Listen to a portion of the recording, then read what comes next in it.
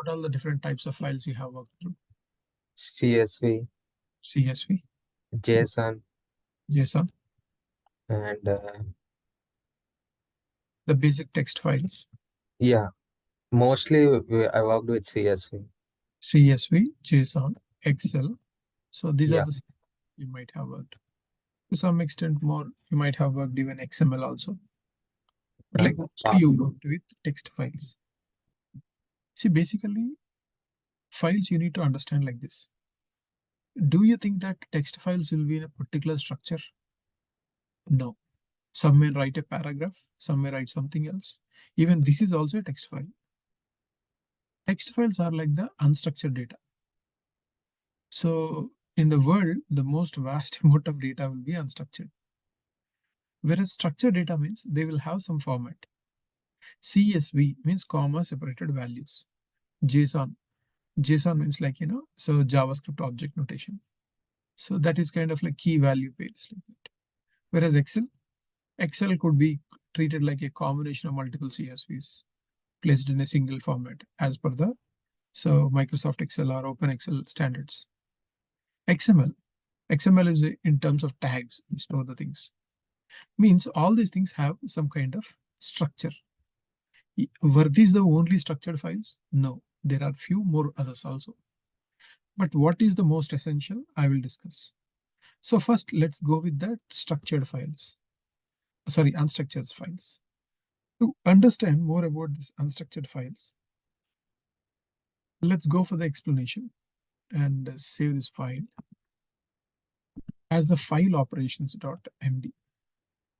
What are the different kinds of file operations? What are these unstructured files? Let's walk through. So initially, coming to the case of total files, the basic differentiation I would say is like binary files and text files within the unstructured. What do you mean by binary files, sir? Files which have some kind of encoding. Encoding means, let's say, document files, say PDF, .doc, .xls files. These are also unstructured, right? You cannot say a particular structure in a PDF file. It is also like a text file, but it has some kind of thing. Coming to the image files, they were not a structured file. They were also in a particular pattern. They have some kind of encoding. Encoding, I'm telling again, encoding means what? So for better storage and better transmission, they will be not be stored exactly, but in a different way. Similarly, video files. So means multimedia. So database files, archive files, executable files. These are all unstructured files. Hope you agree. But they were not like a typical, simple, and non-encoded files. Whereas if you go for the text files, files without encoding.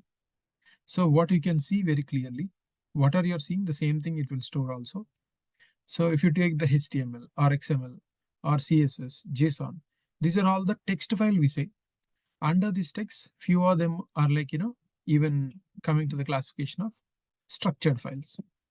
So source files, all these things are having text files. Means whatever you see, the same thing. If whatever you're seeing and whatever is coming, both are same, that is like that. Now within these files, what kind of operations we typically do? If you have a file, you open it or you create a new file first of all, and then open it and you add some code, some logic or something you write and you close it. And again, you open it. You can even update the existing thing by adding few other changes, by modifying certain things. So typically file operations are divided like this. Opening a file, reading a file, writing a file, and closing a file. Apart from these two, we have renaming the file and deleting the file also.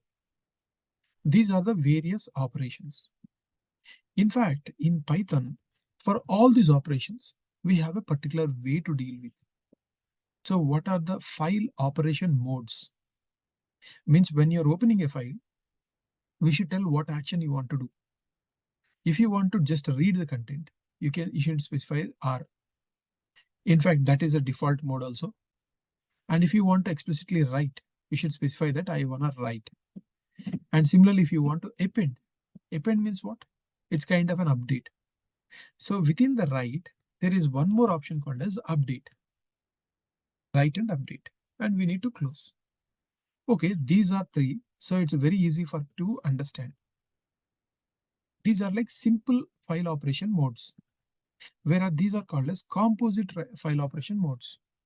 What do you mean by composite? Means R plus means you can read and both write also. So whereas append plus means you can update. Append means if you open with an update, so append mode, if the file is not there, it will create. If it is there, it will update.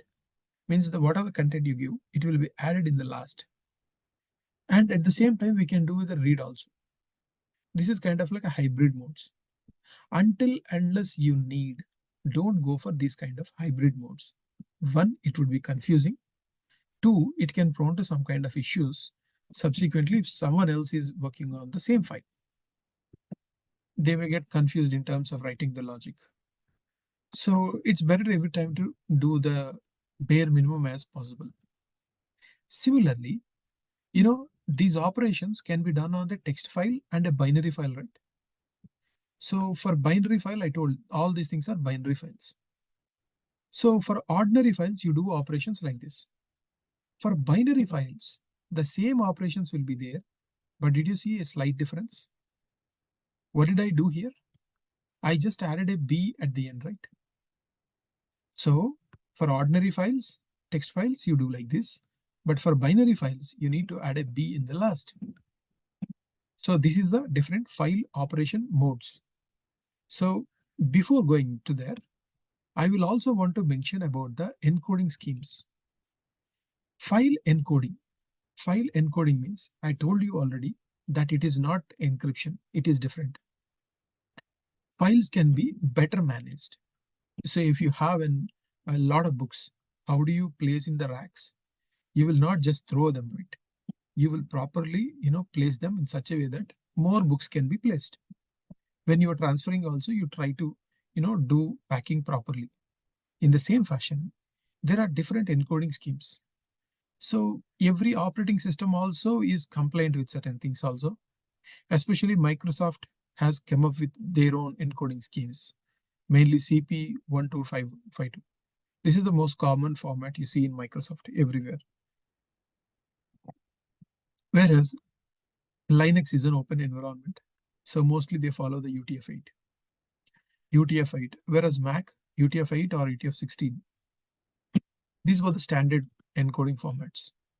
So when you're opening a file, you should specify what is the file name, what action you want to do, what is the encoding scheme, and all these things. And similarly, when you work on the file operations, there are different kinds of file operation modes. For those things, these are the various options you have.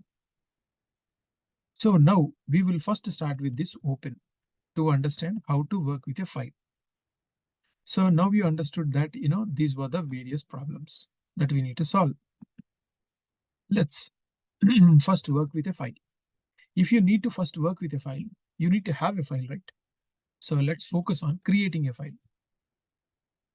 If I see the files, if you see in this case, I need to navigate to the directory 01. And if I ask, hey, clear the screen and ls, did you see that in the directory there were only two files, .md file, .python file? Means nothing else is there. We already know about the three file operation modes that we have shown you. Now, how to apply that? I told that there is a open is another built-in function. Among the 69 built-in functions, I think we almost touched all, except some 4 or 5. So if I just give that open, and if I say clear and Python a so and so, did you see that it is throwing an error? What is this error saying? Hey, it requires one required, so missing one required argument file. It means you need to explicitly pass that file. If you don't pass, I cannot work. Let's take the example of one file, say like any file I can give, right? Let me give one name. What are the name you give? You need to give in quotes because it should treat like a string. Means the file name you give. Now you should see that it is throwing an error. So what is the error it is saying? So see every time what kind of errors you are getting. First, you didn't give anything, you got type error. From now onwards, did you see a new style of errors you get? File not found error. This is the most common interview question. In fact, what is the error you get when you don't have the file that you gave? So they say mostly it is OS error or file not found. It is file not found error. So because that file is not found. So the same thing happens if you give explicitly also. As I told you, a file, we should specify like, file equal to. So like this also, if you give, the same error will come. You see, the same error is coming. Similarly, we understood that what is the operation that is happening. So for an open, apart from this, there are different things. So if we say mode, by default, the mode is like R for read. We don't have like read, but this is for the R. Did you see that even now you got the same exception? Means when you don't give the mode, mode, so the default mode is like read. Now, if I give like explicitly, so the mode is equal to write because we need to write the file, right? So the moment you write the file, it will not throw in error. Write is a very popular thing and powerful because if you don't have a file, it will write. If you have a file also, it will write. So that's why we should be very careful. If a file is already there and you are trying to write, then it will overwrite the existing file. So that's why we should be very much careful about this one. Okay. So when you are doing like this, so the point is open is a built-in function which will take the file name and the mode. And when you give these things, it will open or do the things. But in the process, we can assign the result to a file handler. Means one variable. And we can ask, hey, what is the type of view and what is the value like that? If I ask, do you notice that it is telling what? Hey, I am like a IO dot text IO wrapper. IO dot text IO wrapper. And similarly, it is having this is the value. So did you see it is showing that I'm a text wrapper and it is of like I have my file name and mode is so and so. And did you see the encoding? So this is the default encoding. So this is same like, passing explicitly the same things. So as you already know the type, let me repeat the same thing. This time, additionally, I'm passing encoding also. Did you see that in both cases, the encoding is same? The same things. So now you understood that for a file, you can pass 3 arguments. You can write explicitly file equal to. If not, you can ignore. But others you can give. But right, keyboard argument should be in the last. That's the most important thing. Next, apart from that, if you want to now add the content. So in fact, you already created the file. If you want to see a file was already created, but there is no content. If you just do ls, you can see that new file. In Linux, how to see the content of a file? Cat. If I do cat, did you see that? So in that there is nothing. So here also there is nothing. But what if, sir, if you want to add some content to that file? So to add the content, I need to do the operations. What are the file handler I have? For that file handler, I need to do dot write. If I do a write operation, it will write. And one problem is that after writing one line, it will not go cursor to the new line by default because it's not a structured data, right? You don't have a way. You should tell everything, whether you want everything in single line or multiple lines like that. If I do right now, here, you can see that it is writing this content. Did you see the 2 content came? And the cursor has moved to the 3rd line. So you have written like this. Next, after your work is done, you can close the file handler. So to close the file handler, why do you need to close the file handler? If you want to close the file handler, this is how. File handler dot close. But why, sir? Why do you want to close the file handler? Whenever you're opening anything, the resources you are using, right? It should again give back. So, or else what happens if you don't close?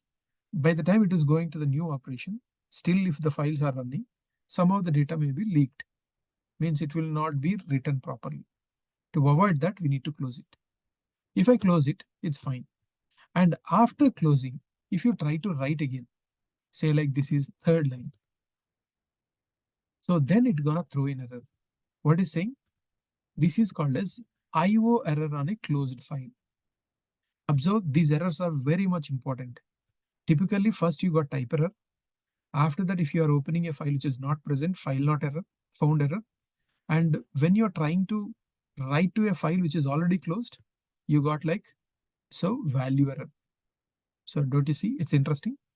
So three kinds of different errors if you noticed. Next, after this, further, if I see within these files, if you want to do operations, hope you remember I showed you these file methods. Open we have seen, close is an attribute. These are attributes. So this is a method and remaining are all attributes. So close we have seen right now. Open we have seen. And these were like read lines, seek, offset, all these things are there. Let's see one after the other. To go through that, let me go for one more file called as create file. Now you understood what is the file, how to work with it, and other information. Now, if I take an example where I am explicitly telling all the three, file, mode, encoding. And this time I have gone for a new thing, ls-l if I do. Did you see that I got only these files? Now I'm adding another file called as b second file.txt. So now if I open a file handler, so I am assigning to fh, and with respect to that, I'm asking, I want to know what are the attributes that it has. So if you ask, it says it has a name, mode, soft copy, like that many attributes are there.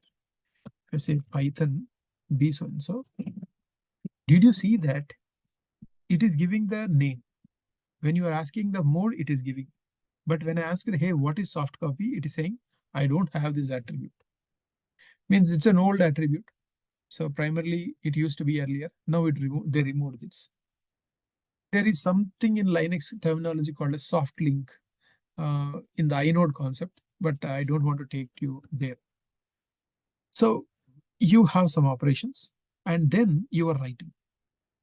So generally, when you are writing till now, you know how to write. But I want to tell you one more new operation. Whenever you are writing, so it's a best practice to write something called as flush. You know generally what flush does, right? So you have done on a daily basis. So why flush is needed? If you don't do flush, what will happen?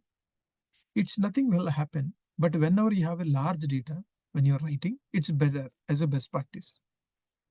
Because by the time if it is going to the close, and if you are still able to write, certain things may go away, right?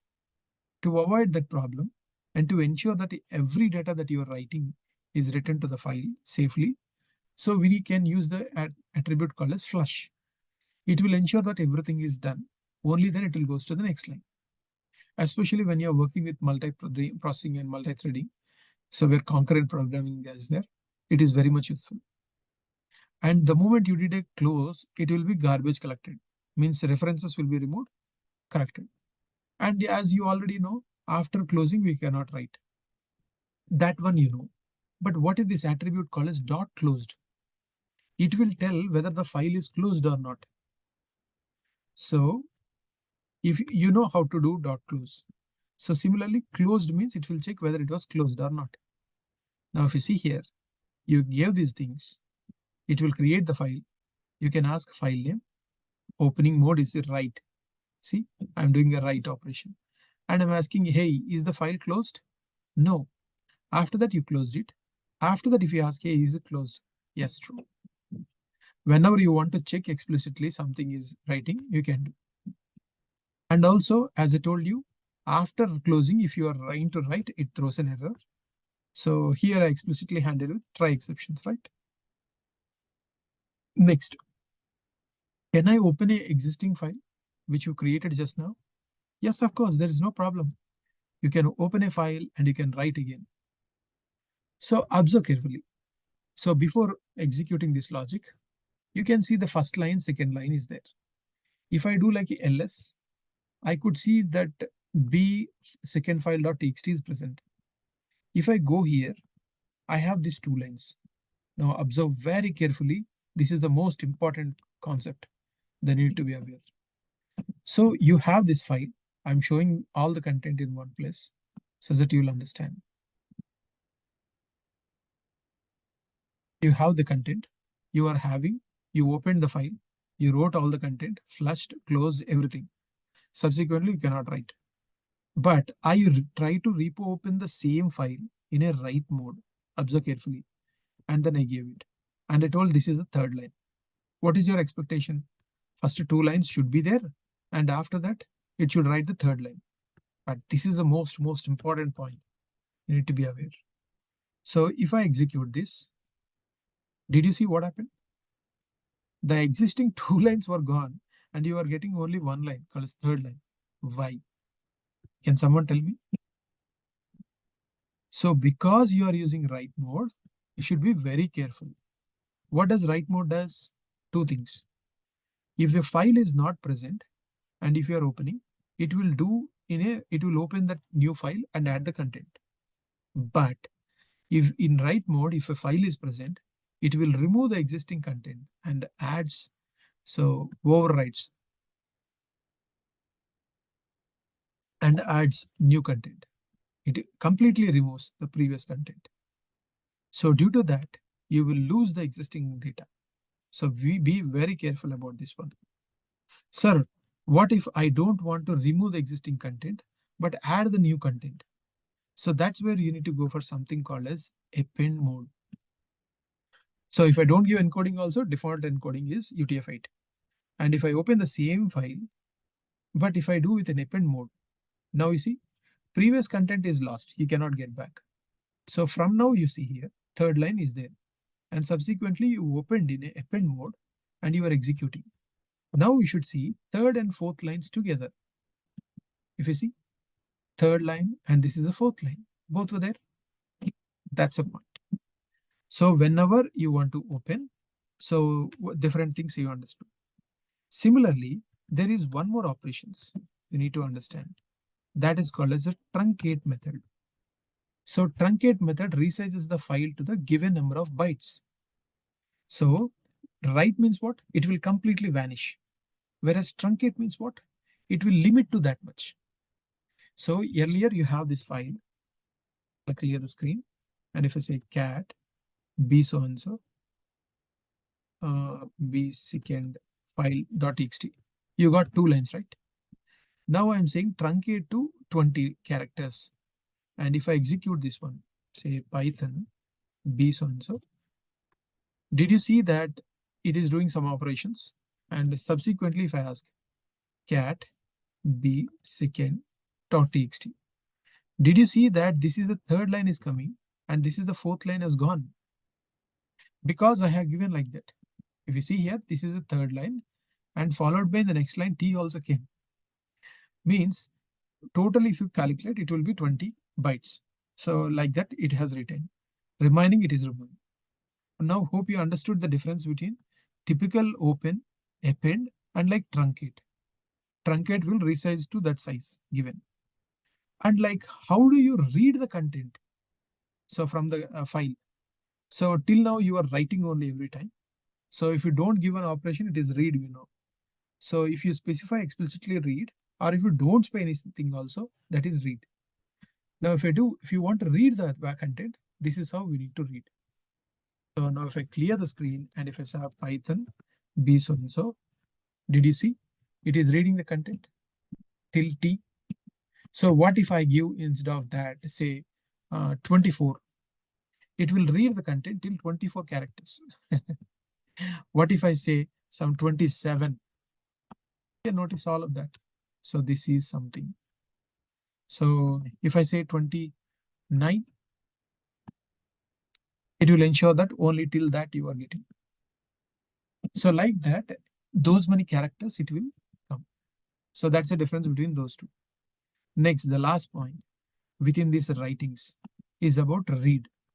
You understood about the file reads, writes. So now let's focus on reads. Till now, this is the only read.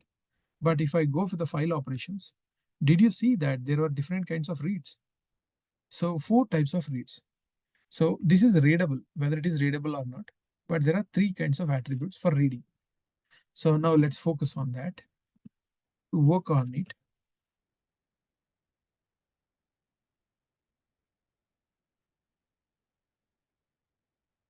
Let's see. In terms of the reading files, you already know about the read files, how to read the content. If I open the content, you can notice that I am doing the second.py. So I'm doing in a read mode. Read mode expects the file to be present. If the file is not there, it will throw an error for sure. And after that, if I say, hey, what is the file mode and all the information, and it can help us. So it is saying like what? So when you are asking, hey, so plus mode you are asking. So opening mode, and it is executing. Fine. And subsequently, when you have opened something as a read mode, means you can ask, hey, is it writable? When you open in a read mode, it is not writable, right? It says is writable is false. So as it is false, if you write, you have taken a file handler 1. As it is false, if you do try to write something, it will not allow. Did you see that it threw an error called as not writable? Not writable. Because you have opened in a read mode, you cannot write. Then I will ask, hey, is it readable? If I say, is it readable? It says, yes, true. It is readable. So when it is readable, what would be the content? So what are the file handler you have with respect to that? We can do dot read.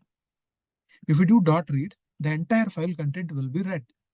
So what are the content, including the slashes, will be read, right? So subsequently, we can close the content. Same like the write operation. If you are opening in read mode, you can read the content. But if you are closing, subsequently you cannot read it, right? It will throw a value error. This is what we need to be aware.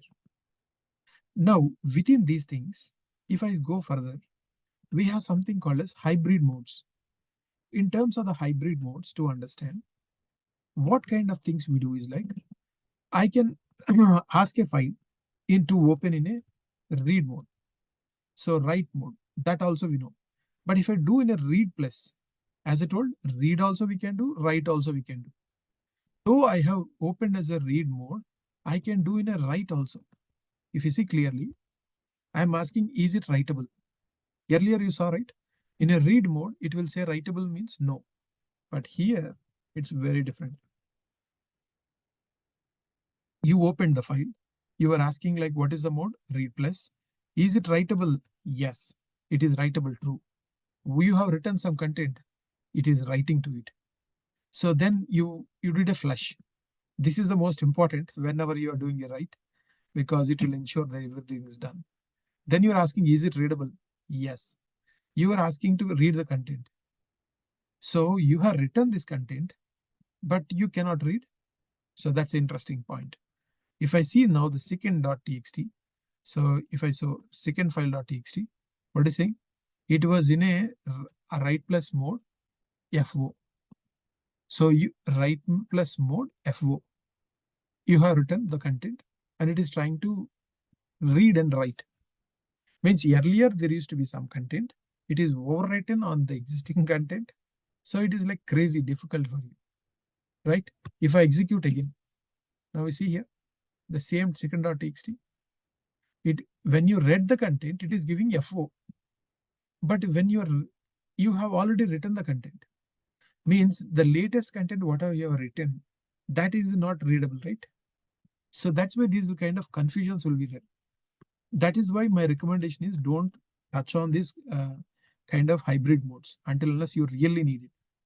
So write mode, append mode. So the difference I need not tell. So you can just walk through. Similarly, what if you want to write multiple lines and that kind of actions? To work with it, to the write multiple lines. So I will open a new file.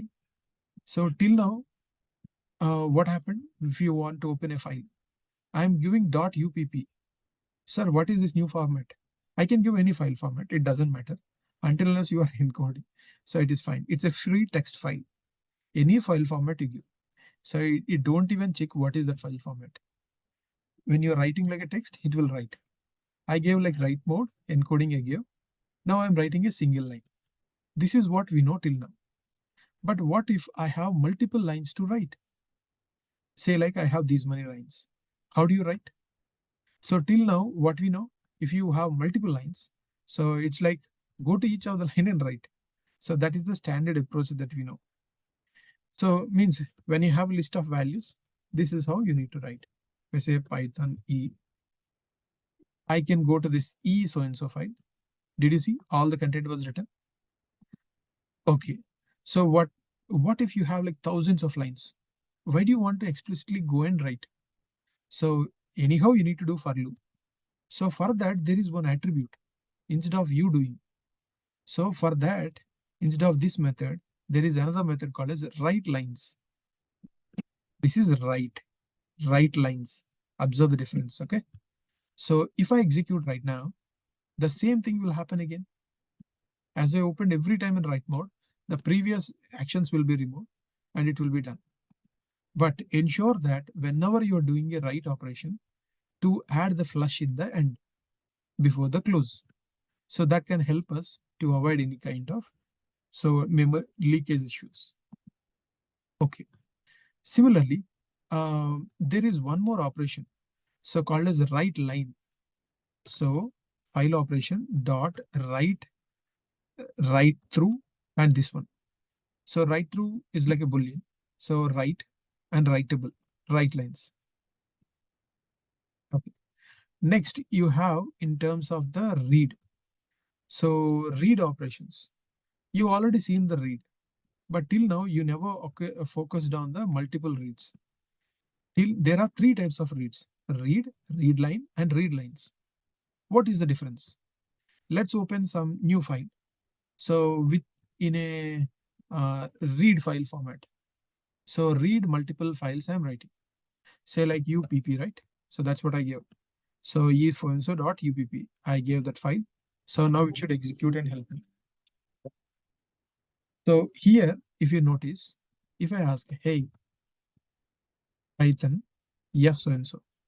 Yes, it is writable, false. Readable, yes, because you're opened in read. Then if you want to read the content, so if you want to read entire content, you need to do dot read. It will read the entire content of that file. You see what are the content is there is getting. But similarly, if you want to read again after reading everything, if you read again, what will happen? You get nothing, right? So after reading everything, I'm trying to read again. You get nothing. Why? Simple logic.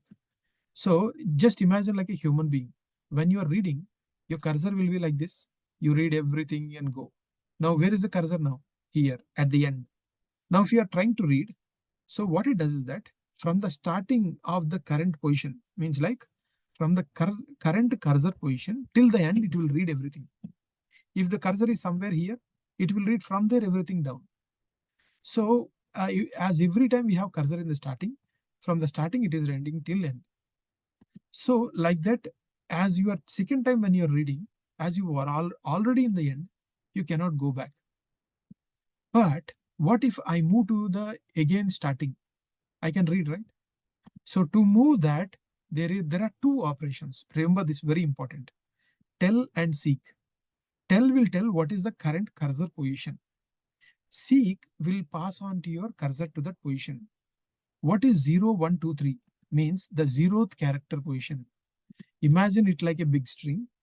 Each one is like one individual character. This is from 0 onwards. At the 0th position, if you place, and subsequently, so if you read the content, you can notice that the entire content will be read again. Did you see entire content is read again? But sir, what if I seek to a different position? Means like instead of to the 0, I'm pushing to 29th position. Means from the starting somewhere in middle here, it will push in. So from that position, it will read everything. Did you see? from RD fourth so and so. Means like it is reading from this one. Oh, correctly I pointed. From here onwards, it is reading everything. Again, it came to the cursor to the end. So it will not read again. What if I give some other number now? It will read from that position. But this time, I don't want to read entire content. I want to read specific number of characters. Every time it will read from the cursor. If you want to manipulate the cursor, seek. If you want to check where the cursor is, tell. But if you want to read a specific number of characters, instead of reading till the end of line, end of file, means sure here. See. So if you want to read a specific number of characters, you can explicitly tell that characters. So it will read those number only. Means you are somewhere now in the cursor here. From there, if you want to read only 12 characters, so you can specify that 12. It will read only 12. After that, if you want to read only 6, you can see that. So if you explicitly give now, did you see? When you are asking to read the partial content, it is only till reading those characters. What if you are going down, means till the end of the file, and subsequently if you are doing dot read or read of a specific characters, nothing will be read because there is nothing. So now you understood about the read, multiple types of reads, and like how they can help you. Subsequently, so we can go the last thing called as context managers, which is the most important thing. Till now, I told the best practices. Whenever you're opening, ensure to close it.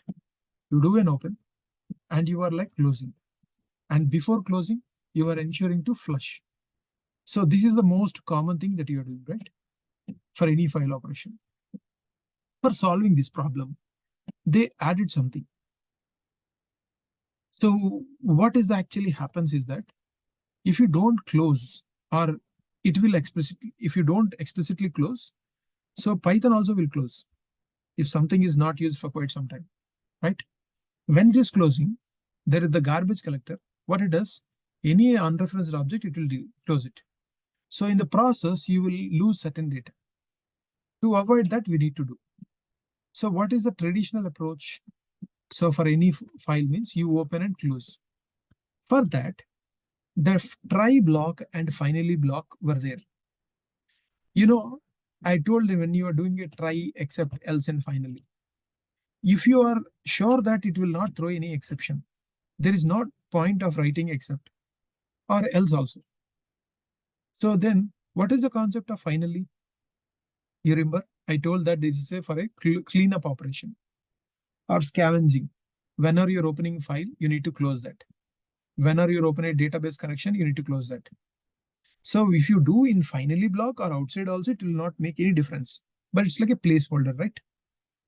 So when you're opening a file, similarly for closing, you are writing here in the finally block. So then subsequently, if you read, as you know, it will throw an error. That is for sure. But this is what you learned till now. Now the same thing can be done in a differently using something called as context manager. What is a context manager? Okay, this is what you are taking as a file and you are opening, and the result you are assigning to fh equal to, right? Now the same thing you write in a different way. There is another keyword in Python called as with, and you specify as, and you give like fh. So instead of doing an equal to, you are doing like this. The same name you are doing in a different way. So what will happen, sir?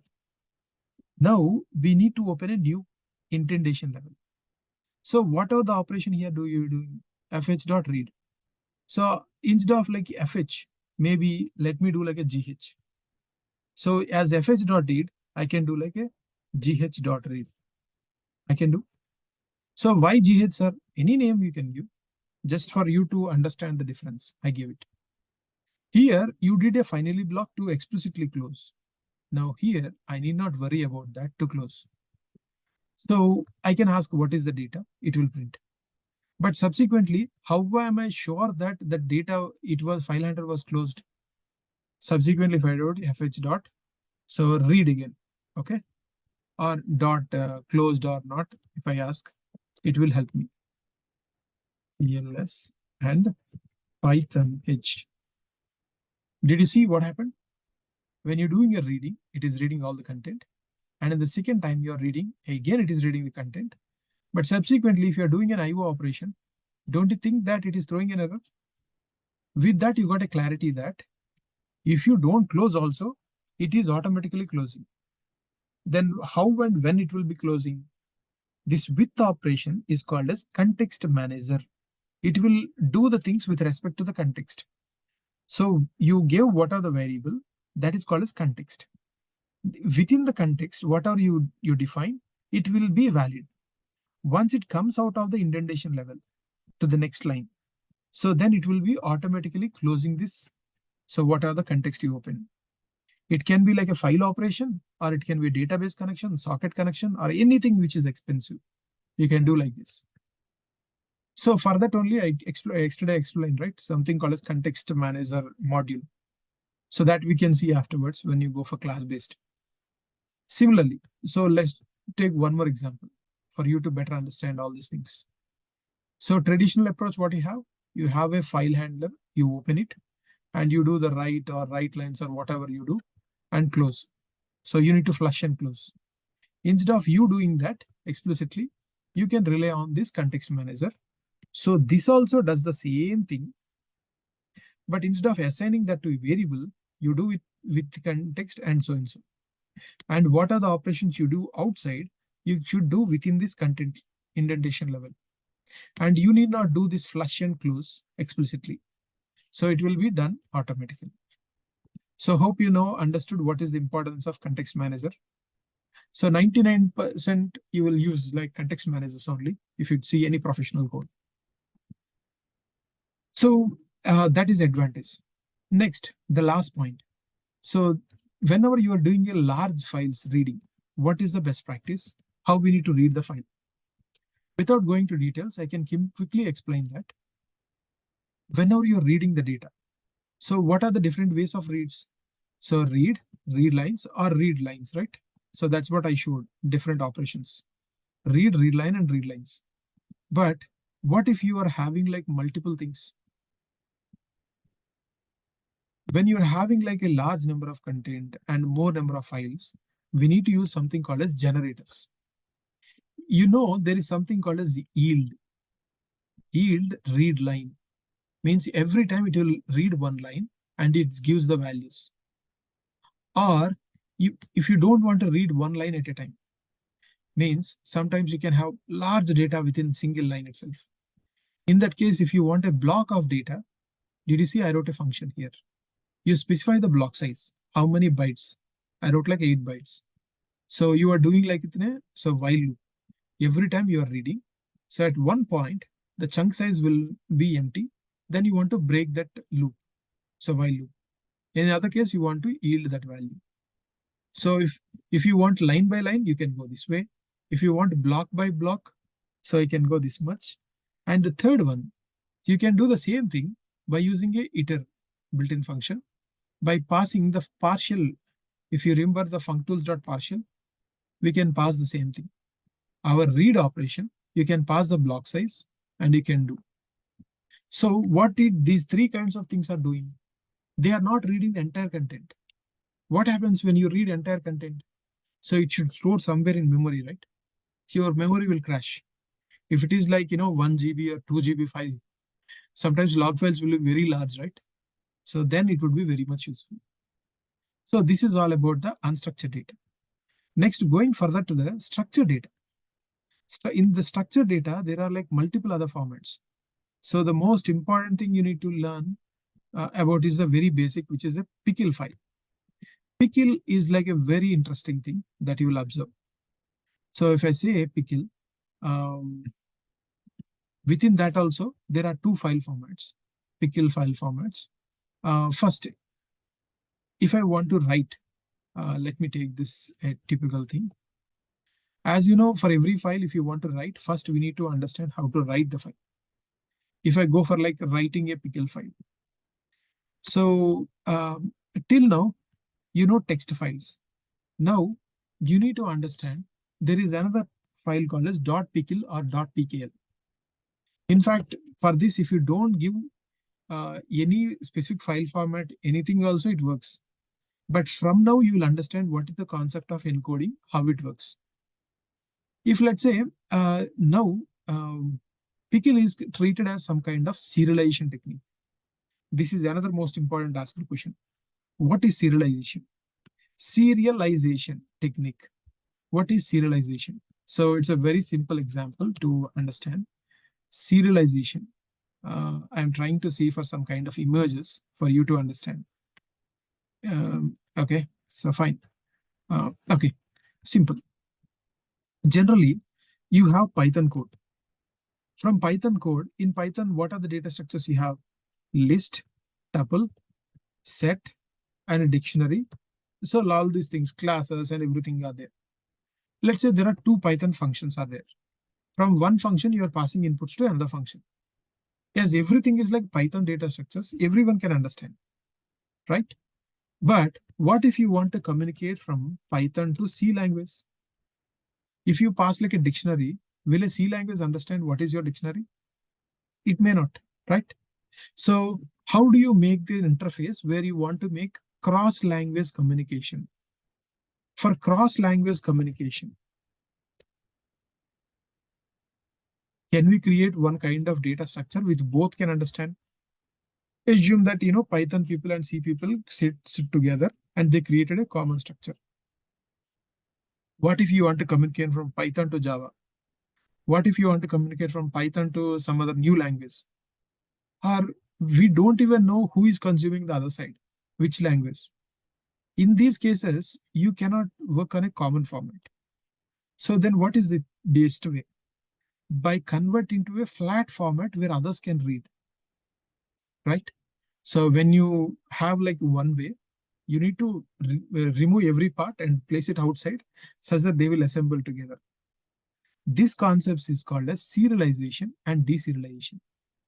From Python object, if you want to convert to a flat content, and flat content means either to a string, like this as a string you pass, or like a file you pass. That is called as serialization. So for serialization, there are two operations called as dump and dumps. So dump means dumping to a file. Dump as means dumping to a Python string. Similar deserialization means from that string or file, you need to unflatten and convert back to Python object. One simplest example is if you create like a REST API.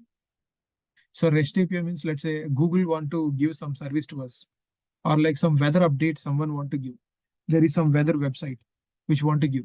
So how they will give to you? Like in a typical email. But if you are a developer, if you are creating some interface, so you need to connect, right? Maybe like weather application, they were written in Java. How will I know?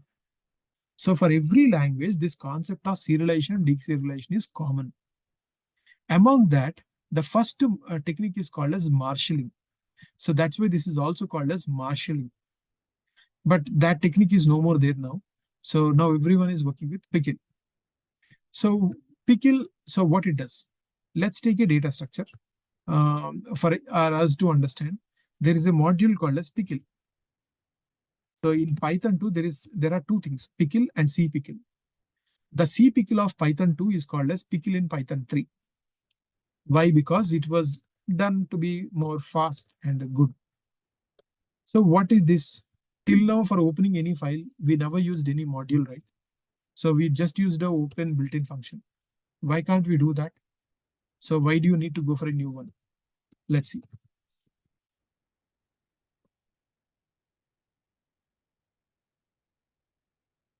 So clear and Python a so and so. Did you see in terms of attributes? There were good number of attributes, especially the encoding and decoding, format version, and all these things. Now, let me take you a small example. I told that there are two types of things. Whenever you have a content, let me comment this one. So you have a Python object. Let's say I'm writing a Python object called as favorite colors, which is a dictionary. Now I want to convert this Python object to a string. Means I need to dump. So either you can use dump or dump s. I'm using dump s. You call it a dump s. Why? Because I'm saying dump as a string, right? So you can better remember. If you say dump s, means it is dumping like a string. So now if you see the same operation, what will happen? This is called as encoding. Now, did you understand? Till now, when you wrote to a file, you are opening also in the same content. You are not doing any extra thing, right? Whereas now for the pickle, did you see that it was encoded? Encoding means it will do in its better format what it can understand. Of course, there is a reverse process to extract back again. So if you want to get that pickle back again, we can do. But before that, if you want to convert a Python object to this string flattened content, there are two things called as dump s and dump. Dump s means like a dumping to a string. But what if you want to dump to a file? So you use the open to open in a write mode. Did you see write or write W? So write double B. So B means for binary, right? So pickle is an encoded file. That's why you should open in a binary file format. You open and pickle.dump of this thing. This is the syntax you need to remember. So now we understood that it will do in the both. So now a new file was created. So pickle.pickle. If I try to open with an ordinary text, did you see what happened? So you cannot read everything, right? So what are you seeing the same way? The same things. Not everything can be printable. Now do you understood by ordinary files and so this kind of encoded files. Now further, after this, you know how to write. So dump load means from after dumping, how to reload again the content. That is also most important, right? So for that, we can go again. To explain and understand this content, let's see. So first, you have your content like a tuple. If you want to dump, so pickle.dump of what are the content you have. Any Python valid object can be passed. So it can convert to a string. Similarly, from that string, if you want to load back again, so this is the pickle string. From that, if you want to load back again, pickle.load of that string. As you did a dump s, you need to use load s. These are two pairs. So dump s, load s. So when you're using a dumping to a string, you need to load from that string only, right? You can do that. So let me show that option first before going further.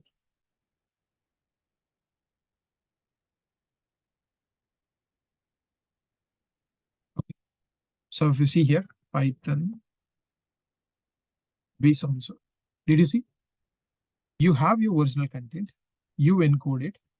So, and that encoded information you passed again subsequently, and you retrieved back whatever you want. And it's a tuple again, see here. You gave a tuple and you got back the tuple. Similarly, if you take the another example, I am giving like a none or like a tuple string or everything, different data types. And for everything, I'm expecting back. If you see in this case, second case, so you have given what? It's a set. So, and you are dumping it, you got it. And when you retrieved back, don't you think it's your own set? Means whatever the data you passed, same data structure, same data type, you will return everything back. And it doesn't matter whether the object you passed is mutable or not mutable, hashable or unhashable. Anything can be passed with a pickle file. Because others one want to access, it will do. But how the other party access, that is up to them. So typically, if you pass like a list or a tuple, so C will accept like an array, right? So like that. So if you pass like a false, it will take, and again when you retrieve back, you get it. So either for you to communicate yourself with your process separately afterwards, or for communicating with cross languages, both the things we can use. And similarly, if I go for dump loads, one more example for you to understand. So dump loads, if I take the example, you will understand. You see, so I'm taking a large amount of data and I'm doing, from this I want to pick dump instead of dump s. Earlier I showed dump s. So if you want to dump, you cannot dump to a thing. Every time I used to get confused with our syntax. Dump will take the data first, followed by file handler, not just any f. How to get a file handler? You need to open the file content. Either you can use context manager or directly also you can do. But using context manager every time is a good strategy. So they work with the basic files. But two things you need to remember when you're opening, you need to give a byte string.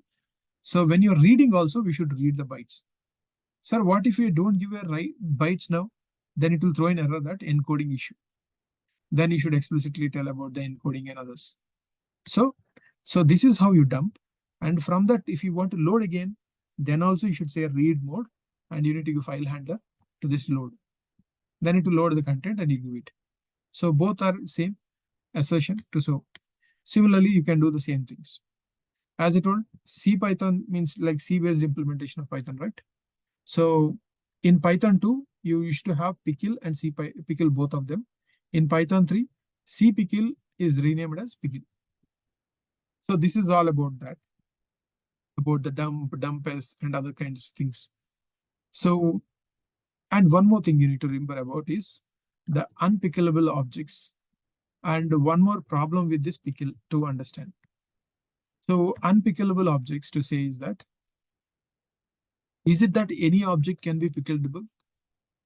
Means there will be certain objects which cannot be pickleable. So to understand that, let me give an execution. So it is saying that, okay, you need to have a data.pickle. So I want to create that object. I think we push one of that. So if I have like something data.pickle, I have written some content.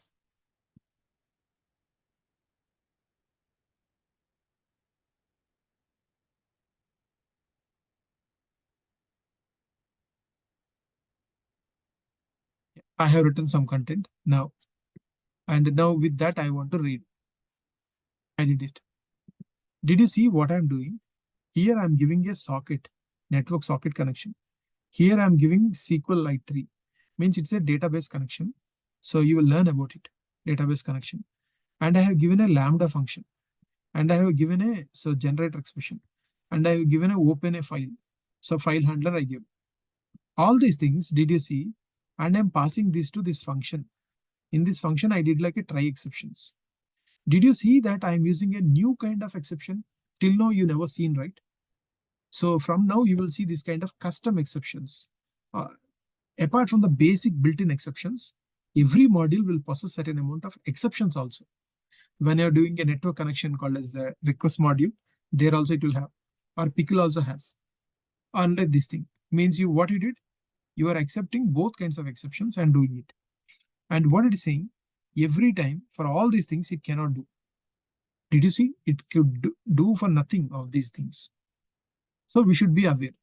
Means not everything can be like, so pickleable. So there are certain things which cannot be pickled also. And also there is one more problem with this pickling. So I have created some pickle files. So there is some pickle file which I created, say favorite color. This one also I created earlier. So here, did you see that there is yellow? For this yellow, if I change that to some, say, red, will it stop me? I can save it. And if I execute again, so when I'm executing, I will get that answer only. So wherever you're using this one, so to the right file, you can do that. So the problem is that whenever you are using this pickle file and you are storing or like transferring, someone can change in middle. So due to that, there is a security issue for pickling. So which can lead to something called as, so man in the middle attack. Sir, why can't a woman be means? There can be anyone, but that is the name of that. So that's called as man in the middle attack. So means someone in the middle who is like observing the content can read the content and do. To avoid that, they came up with another solution.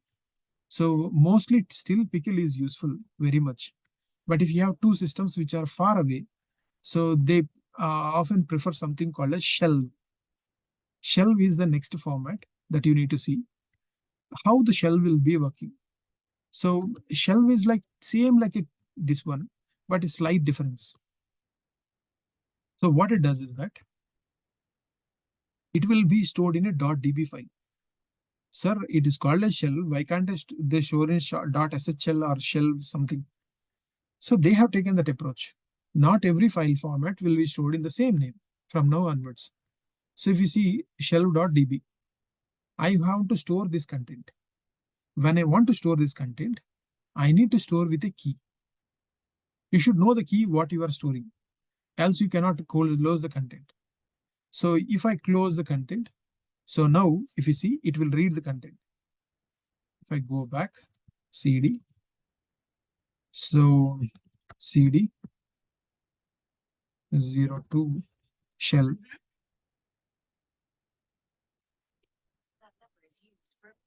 Yeah, Siri is recognizing my voice.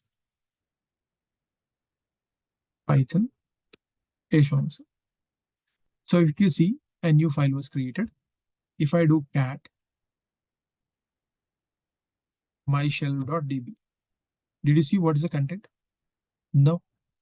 But if you want to change something, you can try. But when you are retrieving, you need to know this key. Until unless you know the key, you cannot retrieve the content.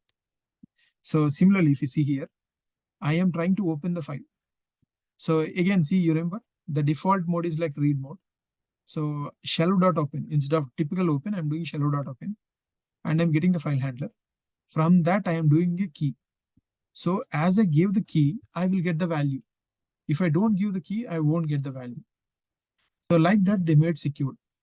If I say Python a so and so, did you see? As I gave this key, I got the value. If I don't give the key, I cannot get it. In the same fashion, let me give like one more example. You see here in this case, here I am opening the file shelve, and before you have this key. So as you open in the top, the same key one you have. Within that key one, you are updating some value. So you opened and you are updating, and after that you are asking. And you did open this file opener. Did you see that you didn't open in a write mode? When you didn't open in write mode, it will not throw in error, but it will not track any modifications. But subsequently, when you are asking the value, did you see that you get the same answer?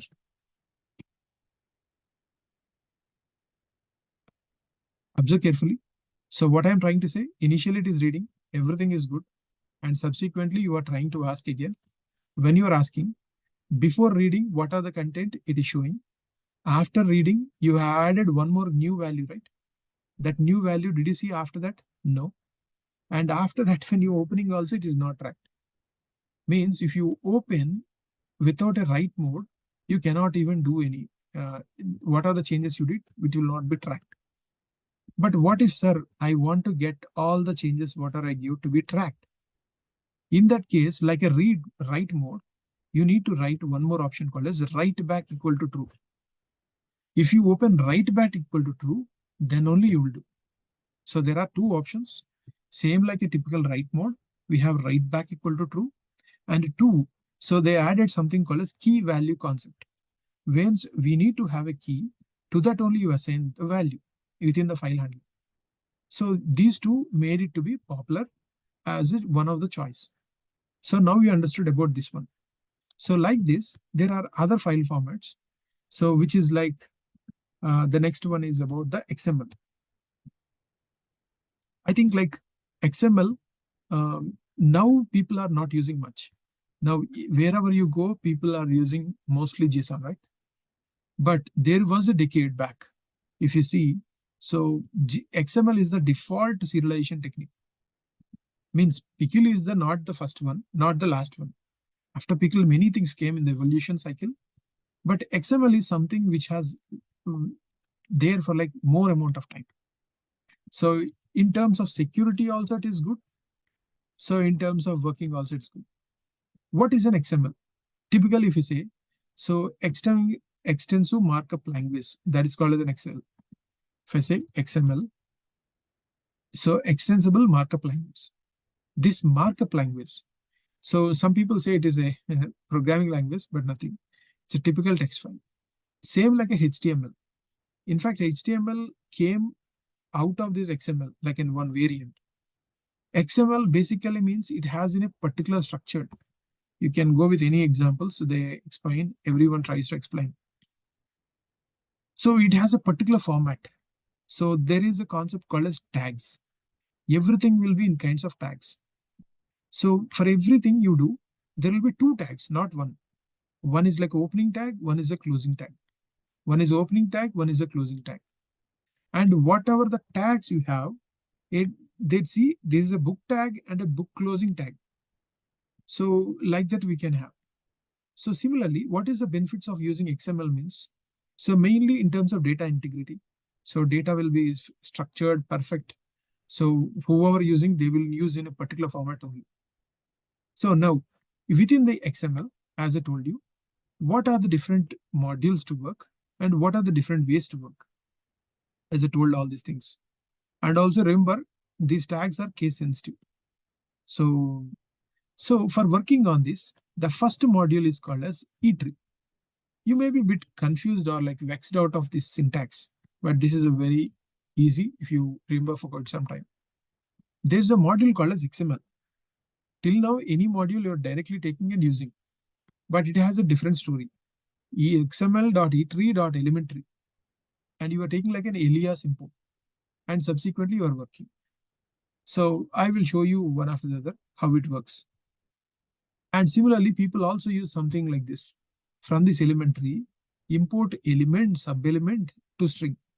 And there is something called as DOM, which I will tell all these things one after the other. First of all, if you want to create an XML, you need to have an element. So first you create like a root element. So for that root element, we need to add the child. So if you have a root, means one node. So when you want to add that to a string, so you can add the string. So if I want to convert that to a string, if I say print root, will I get anything? No.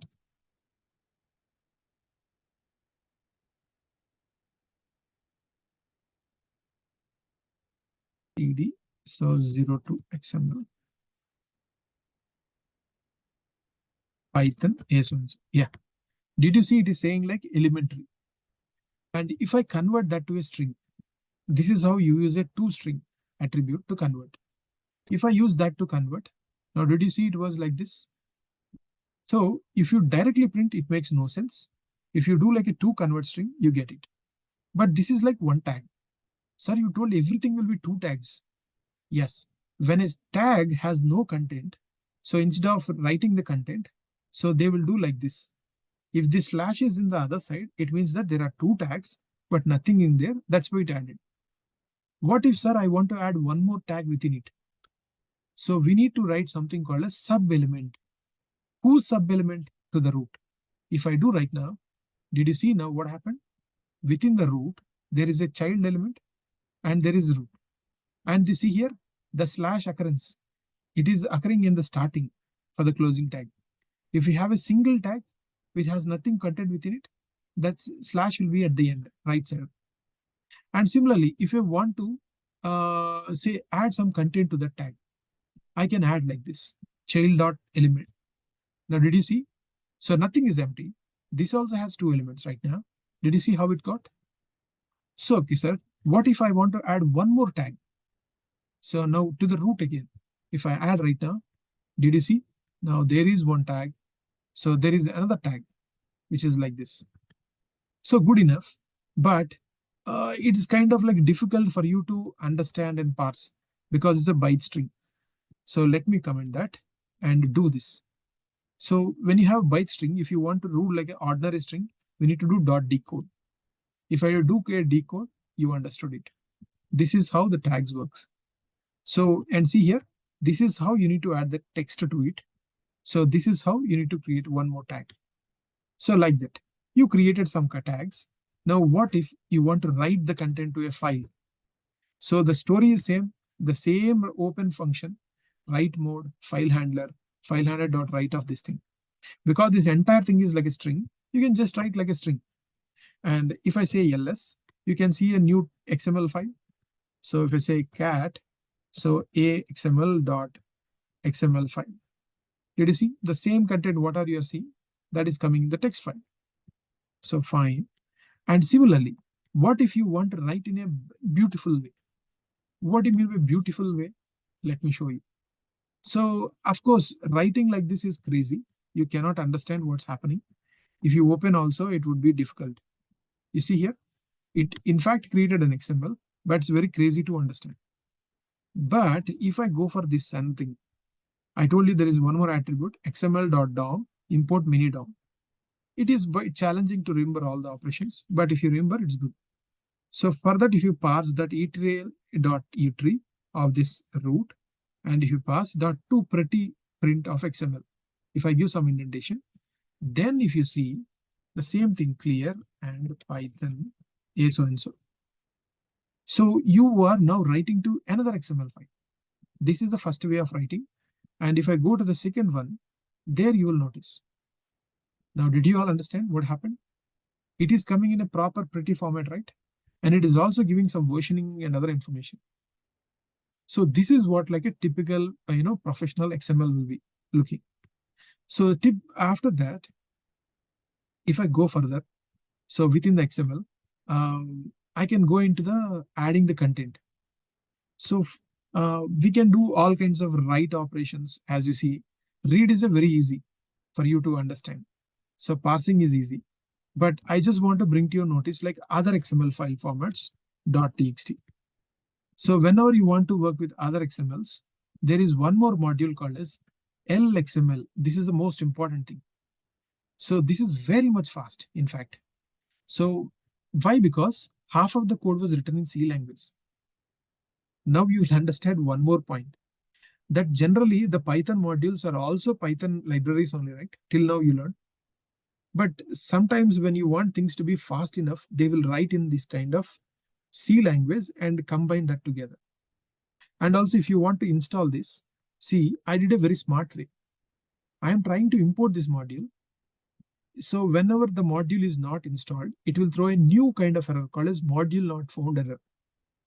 Then I am printing what is the error, and I'm doing os.system, and I'm trying to do a system command. Means this is like I generally do automations and I give to the clients. Clients don't know how to install a module for a particular purpose. So that's why I do this kind of logic there. So remember, this is a very interesting thing. So if I go for this one, Python, B so and so. Did you see now? A new module not found error came, and the module is also getting installed. So it is like a self-healing kind of mechanism, right? So generally, when you write automation scripts, is the best strategy. It installed all of that, and here the syntax is very simple. You need not have like multiple big things. So it also has like xml.etree, etree.element you create. So everything is like etree.element only. But when you want to add to something like a sub element, so you can just do an append. If for this, if you want to add something, so you can do like everything like ordinary elements you create, and you can add. So this is where the magic comes. If you want to add to the root, you add it. And if you do like a two string like, so pretty equal to true, simple. You need not worry. The logic is very simple. See here, I added this second child2 to the root. That's why child2 is part of what? Root, right? Now let's say I am adding the same child to the second child one. Earlier I did like this, right? Now I want to do say Python b so and so. See, earlier I added child2 to the root. That's why it came like this. Now if I added the child2 to the child one, did you see what happened? So like that, it will happen. Whichever you are taking, you can use that. Similarly, if you want to, parse the XML. So whenever you want to parse the XML, the same story happens. So till now you understood how to write the XMLs. So if you want to parse the XMLs also, the same thing works. If I have some kind of a book, let's say I have a book.xml, so you can use the same strategy to read that XML. If I have a book.xml, so which is having some content, if you observe closely, it is one tag. If I minimize all the things, this is one tag. Within that, I have multiple tags. Every tag is having the tag name, opening and close. So this is another thing called as attributes. Within the tag, we can have attributes also. Generally, in the opening tag only, you will have attributes, not in the closing tag. And within each tag, we can have subtags, which is having some content. So attributes is the new thing you are seeing. Within every tag, you have content. You can write like integer, string, anything, but it will treat like a string only. But if you want to read like a particular data type, after reading that, you can